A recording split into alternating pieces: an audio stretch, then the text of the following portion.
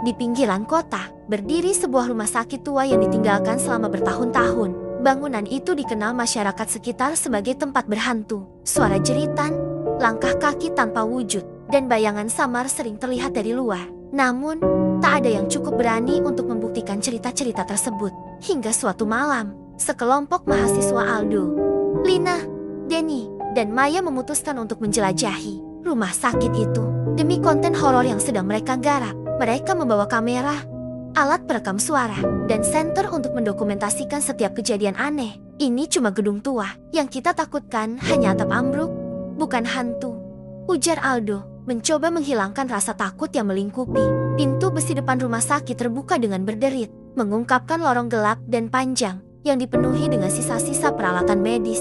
Temboknya retak, dan bau lembab menyeruak, menciptakan suasana yang menyesakan. Maya berhenti, memperhatikan sekelebat bayangan di ujung lorong, tetapi ia mengabaikannya. Mungkin cuma refleksi, gumamnya pada diri sendiri. Mereka mulai menjelajahi satu persatu ruangan. Di ruang rawat inap, terdapat tempat tidur berkarat. Beberapa masih memiliki selimut lusuh yang penuh noda.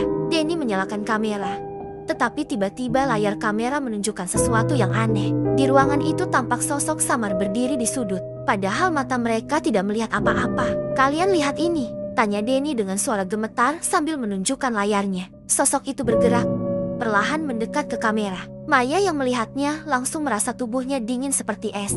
"Keluar dari sini," jeritnya. Namun, Aldo yang masih penasaran meminta mereka tetap melanjutkan eksplorasi. Mereka memasuki ruang operasi di lantai 2, ruangan yang kabarnya sering terdengar suara-suara aneh. Di tengah ruangan itu ada meja bedah besar yang berkarat, dengan lampu operasi menggantung lemah di atasnya. Saat mereka menyorotkan senter ke lampu itu, terlihat tetesan cairan merah pekat yang mengalir perlahan.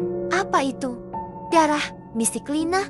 Suaranya hampir tak terdengar. Ketika mereka mencoba memeriksa lebih dekat, lampu di ruangan itu tiba-tiba menyala dengan terang. Meski listrik jelas tidak tersedia di bangunan itu, lampu menyilaukan mereka selama beberapa detik sebelum tiba-tiba padam, meninggalkan ruangan dalam kegelapan total. Lalu terdengar suara langkah kaki mendekat dari lorong, diikuti suara roda yang berdecit. Ketika mereka menyorotkan senter ke arah suara, mereka melihat berangka rumah sakit bergerak sendiri, penuh dengan kain putih yang tampak seperti membungkus tubuh. Lina mulai menangis ketakutan, sementara Denny berteriak, "Kita harus pergi sekarang." Mereka berlari menuju tangga, tetapi saat melewati ruang tunggu, Maya merasakan seseorang mencengkeram lengannya. Ketika ia berbalik, tak ada siapapun, hanya bekas jari hitam di kulitnya yang berdenyut sakit. Mereka akhirnya mencapai pintu depan, namun pintu itu terkunci rapat. Aldo mencoba memukul pintu, sementara suara tawa samar mulai terdengar di belakang mereka. Sosok wanita berambut panjang dengan pakaian pasien yang robek